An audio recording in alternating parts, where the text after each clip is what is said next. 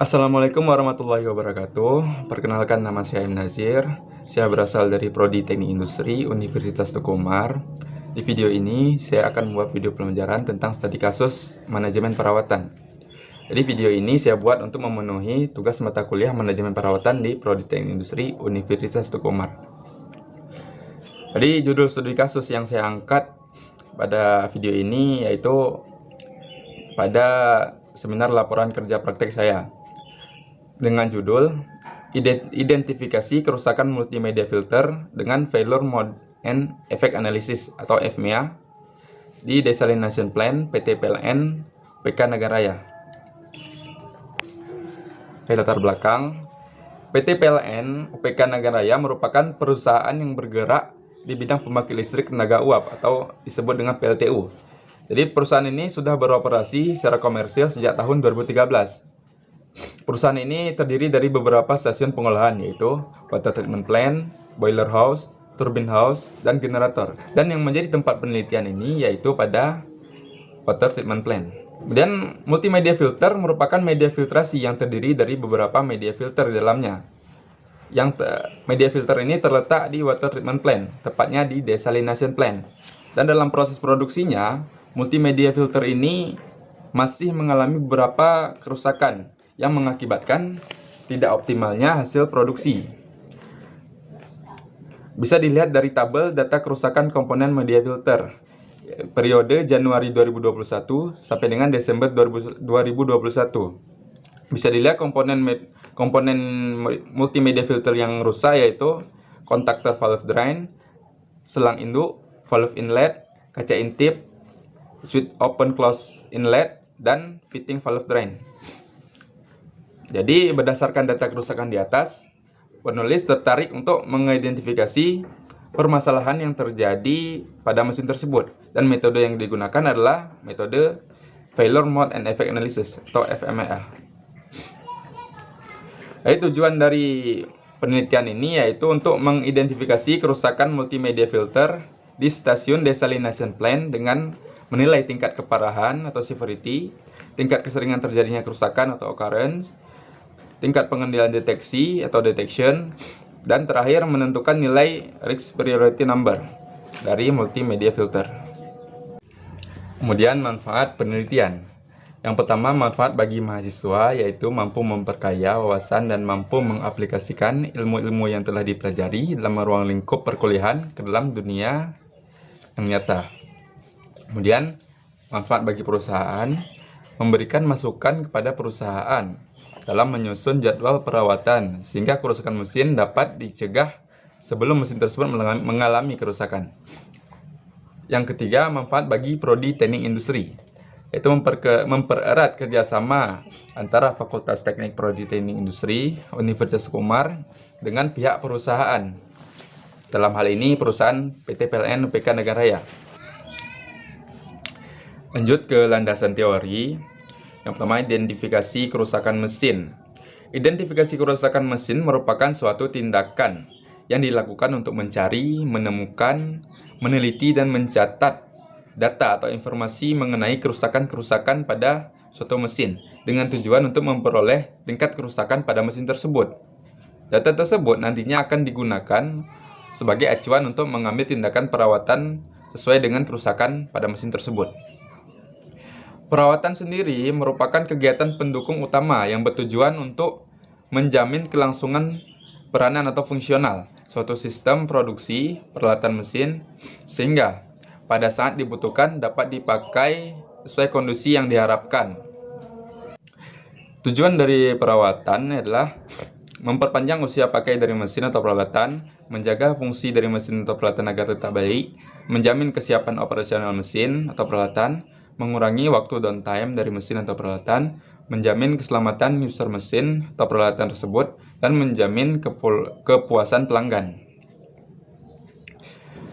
Kemudian, multimedia filter biasa disebut juga dengan sun filter, yang merupakan media penyaringan air yang menggunakan beberapa lapisan media filter di dalamnya.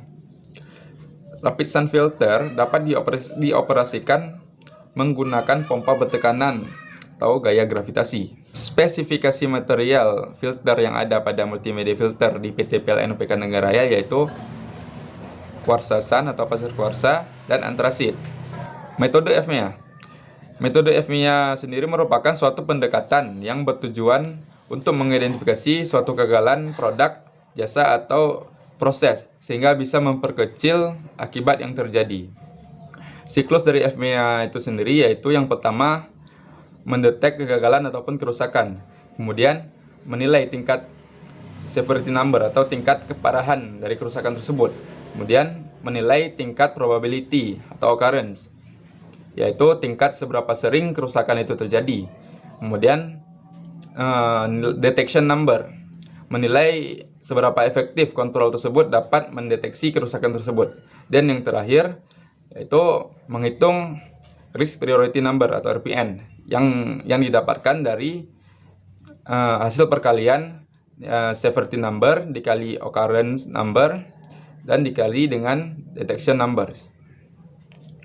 Berikut merupakan tabel acuan penilaian dari occurrence, severity, dan detectability, di mana pada tabel bisa dilihat pada tabel ini, pada ketiga tabel ini yaitu tabel occurrence, severity, dan detectability, tersedia beberapa ranking dari ranking 1 sampai dengan rank ke-10, dan itu yang dijadikan sebagai acuan penilaian pada severity number, occurrence number, dan detection number. Pengumpulan data. Data yang digunakan pada penelitian ini yaitu data kerusakan komponen multimedia filter periode Januari sampai dengan Desember 2021. Bisa dilihat pada tabel berikut beberapa kerusakan dari multimedia filter, yaitu di mana kontaktor valve drain tidak berfungsi, selang induk bocor, valve inlet tidak bisa open close, kaca intip bocor, kemudian switch open close inlet tidak ada respon, dan fitting valve drain yang kebocoran. Berikut merupakan hasil rekapitulasi identifikasi dari FMEA. Yang pertama, kontaktor valve drain yang tidak berfungsi, penyebabnya yaitu faktor umur atau lifetime. Kemudian efek yang ditimbulkan oleh kerusakan tersebut, valve kekurangan pressure udara sehingga tidak bisa open close. Kemudian pengendalian yang dilakukan yaitu melakukan perawatan secara berkala dan memeriksa pada bagian kontaktor valve drain. Kemudian pada selang induk, jenis kegagalannya yaitu bocor. Penyebabnya selang sudah lapuk atau faktor umur lifetime. Efek yang ditimbulkan yaitu udara tidak tersalurkan secara maksimal ke selang lainnya. Pengendalian kegagalan yang dilakukan yaitu melakukan perawatan secara berkala dan memeriksa pada bagian selang induk, dan seterusnya hingga fitting valve drain. Bisa dilihat pada tabel berikut ini. Kemudian untuk selanjutnya yaitu menghitung risk priority number atau RPN. Contoh perhitungannya yaitu pada komponen kontaktor valve drain, di mana diketahui nilai severity-nya yaitu 4, occurrence-nya yaitu 2, detection-nya yaitu 3.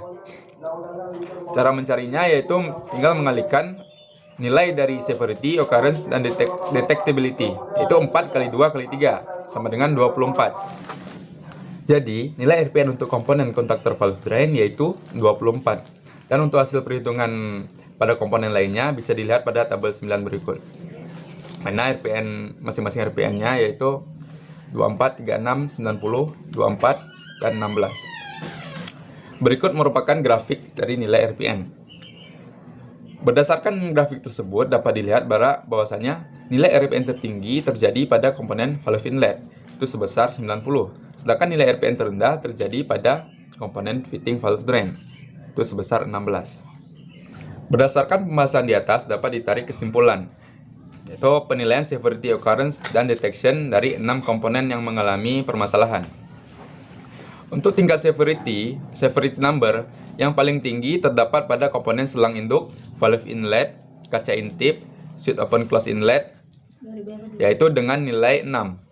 Kemudian, pada penilaian occurrence, nilai yang paling tertinggi terdapat pada komponen valve inlet dengan nilai 5. Dan yang terakhir, Penilaian pada detection yang tertinggi terdapat pada komponen kontaktor valve drain, selang induk, dan valve inlet dengan nilainya adalah 3. Untuk perhitungan RPN, dapatkan nilai tertinggi pada komponen valve inlet, yaitu dengan nilai 90. Sedangkan untuk nilai RPN yang rendah, terdapat pada komponen fitting valve drain, yaitu dengan nilai 16.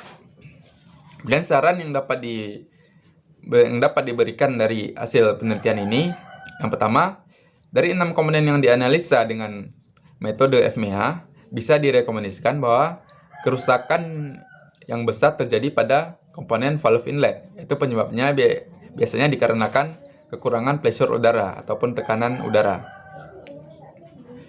Maka pihak perusahaan harus melakukan perawatan rutin pada komponen-komponen yang dapat menyebabkan valve kekurangan pressure udara. Dan yang kedua, pihak perusahaan sebaiknya juga dapat mengganti komponen-komponen yang seharusnya sudah habis masa pakai, dikarenakan komponen tersebut dapat menjadi sumber seringnya terjadinya kerusakan atau kegagalan dari mesin tersebut. Mungkin hanya sekian yang dapat saya paparkan. Lebih dan kurang saya mohon maaf. Saya akhiri. Wabillahi taufiq wa hidayah. Wassalamualaikum warahmatullahi wabarakatuh.